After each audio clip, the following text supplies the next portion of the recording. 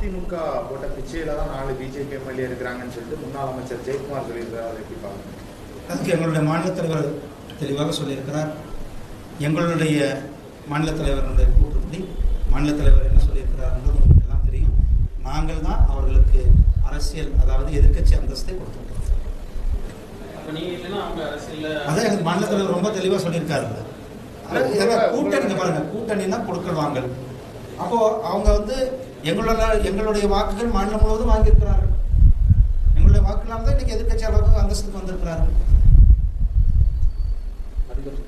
விஜய் அரசியல் கட்சிகளை பாஜக ஏதாவது கிடையாது. ஆனா இது நம்மளுடைய நாடு உலகத்திலேயே மிகப்பெரிய ஜனநாயக நாடு.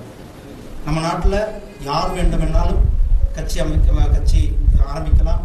கட்சி ஆரம்பித்து பொதுமக்களுக்கு சேவை செய்வதற்கு அவர்கள் அரசியல் ஒரு தளமாக இருக்கிறது. நம்ம நாட்டில் அப்படி வருபவர்களை நாங்கள் வரவேற்கிறோம்.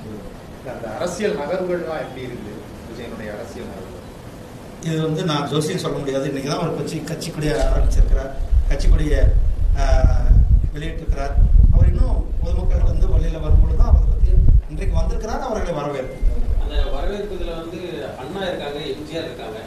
இது மாதிரியான குறியீடு கிடைக்குது.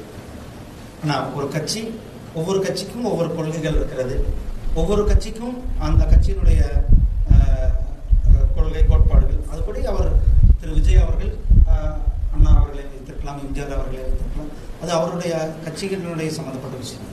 அதாவது ஒருங்கிணைந்த ஜாதி மத பேதம் இல்லாத ஒரு அரசியல் முன்னெடுப்போம் அப்படின்னு சொல்லி சொல்றாங்க. எல்லாருமே அதே அரசியல் தானே முன்னெடுப்பாங்க.